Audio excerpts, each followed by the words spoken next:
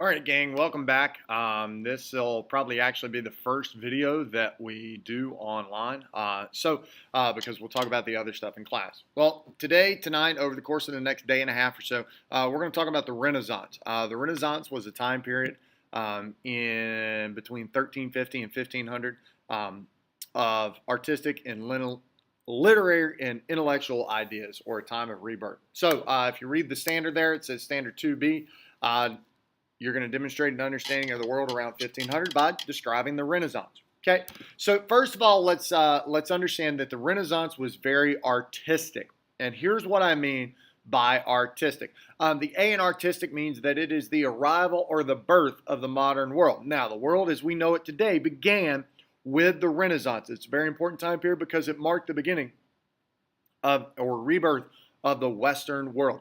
It was a rebirth or a resurgence or a renewed interest in the work of great Greek and Roman cultures.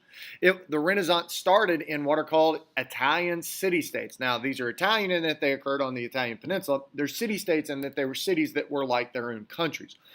And that's kind of hard for us to understand today because we don't really have many city-states today, at least not that are really commonly used for us, but they began in Italian city-states. The I stands for Italian artists. Italian artists led the Renaissance. Michelangelo, Leonardo da Vinci, among others, Raphael, and to a lesser extent Donatello as well. Think about the Ninja Turtles, were the ones that were centered around the Renaissance. Sonnets. The Northern Renaissance occurred and was more of a Renaissance in literary terms, at least as we'll talk about it. And playwrights wrote sonnets, which are poems, essays, and plays, specifically Shakespeare. So S is for Shakespeare. T, the Renaissance spread to Northern Europe. And we're going to talk about how the Renaissance spread in Northern Europe tomorrow when we look at some map stuff. Okay, I, individualism is stressed. Humanism. Humanism is the belief that humans have the ability to do things on their own without God interceding, that we have a natural ability on our own to do things. And so that's a focus on the individual, not the collective, not the group. What are you going to do for everybody else? But a focus on you, what is good for you. And last but not leastly, C, church corruption is criticized. And we'll get more into this a little bit later, but there was a guy named Erasmus who was a humanist, who was Christian, and he saw some things going on in the Catholic Church that he didn't really care about. So let's talk about the Renaissance in Italy first. First of all, the Renaissance occurred from about 1350 to 1600 in Italy. Okay, and so the word Renaissance simply means rebirth. You could also say that it means resurgence, and it is a rebirth or a resurgence of Italy or Western culture. Okay, what the Renaissance really means is that things begin to change in Europe. Europe becomes more, so this is the real meaning of the Renaissance. Things begin to be more urban and more secular. Urban means focus in life moves to the cities, not out in the country, and secular means not relating to the church. So people's lives begin to focus more on cities and centered around cities and not doing everything they did and focused on God and getting to heaven. It also meant a recovery of the classics. Greek and Roman art, Greek and Roman learning, Greek and pretty much anything Greek and Roman marked a return or a resurgence of the interest in that in Europe. So Greek and Roman architecture, Greek and Roman art, Greek and Roman literature, which had been kept by Muslims in the Middle East for centuries, was now coming back to Europe as Europe kind of struggled its way out of the Dark Ages. And last but not least, what does it mean? The Renaissance means a renewed focus on individuals. Okay, so who was affected by this? Now, as with any artistic and literary movement that we're going to talk about, it was mostly the wealthy people that were affected by this. It was not the average everyday Joe. It was not the average commoner who lived out in the country. He would not have seen these effects for 100 years or more, if then. To his life. His life would have remained the same. But those living in cities saw their lives dramatically change, and those wealthy people saw their lives dramatically change. So why did the Renaissance begin in Europe, and why was it centered in Europe to the first place? Well, first of all, trade. Italy, if you will remember, and even look at this little map here, Italy is a peninsula. Italy sticks out in the middle of the Mediterranean Sea. And Italy was a center of trade that connected the Middle East to Europe, and that is why it occurred there. because they controlled the trading port. Particularly, Venice was very important in the Renaissance and the development of wealth. Okay, and speaking of which, there were very many wealthy families in cities that dominated trade. And those cities that did dominate trade and control trade had families that grew wealthy because of their ability to own businesses and their ability, when they did accumulate wealth, they gained a lot of power. Some examples of families are a group called the Sforzas and the Medicis. They're two very famous families that were centered in trade, and some of them even became popes, and they basically bought kingships, kingdoms, titles of nobility.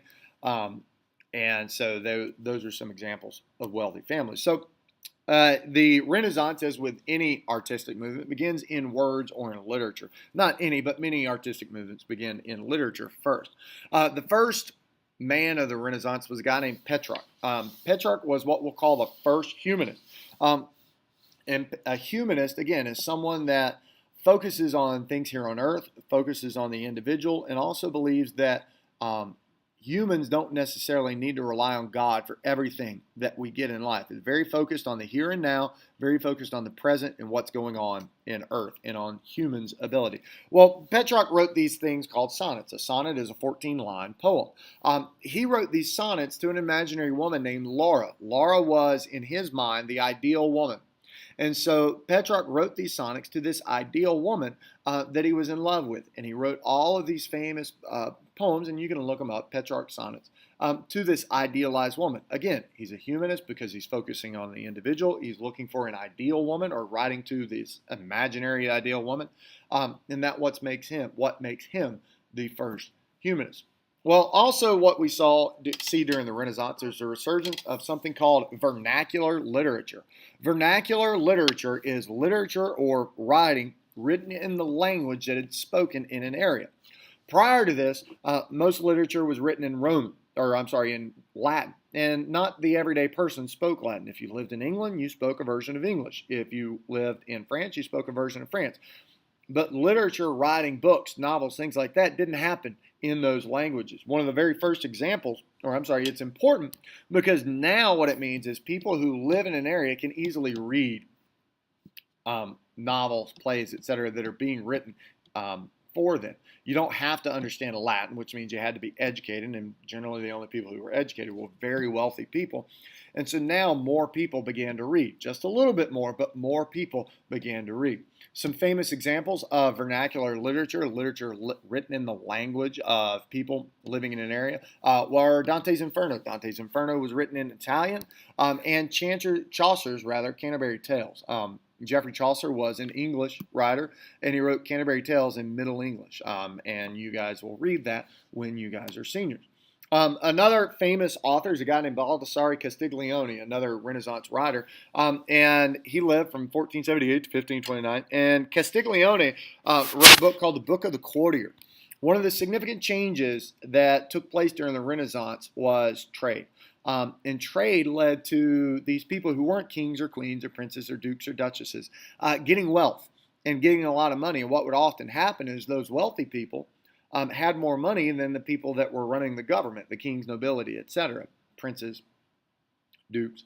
And so they didn't know how to act, okay? And so Castiglione wrote this book to teach people how to act in society, because there were people who were newly rich and had more money than kings and queens. He began to use that and write that so people knew how to act in this new society. Society was changing. It wasn't just the kings and queens that held financial power. Now people who weren't kings and queens held a lot of financial power, and they had to know how to act. And last but not least, there's the picture on the bottom there is Castiglione. The next picture is of a guy, or the picture to the far right is of a guy named Niccolo Machiavelli. Machiavelli was a famous political scientist. Machiavelli, you can see when he lived, wrote a book called The Prince. And The Prince basically teaches nobility how to have power.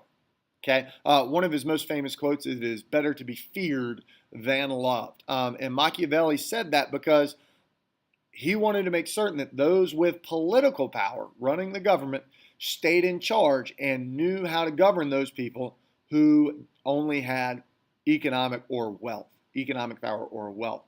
And he wrote that book, The Prince, in order to illustrate or teach people, nobility, how to act in power and how to gain power and how to maintain and to keep power. Okay?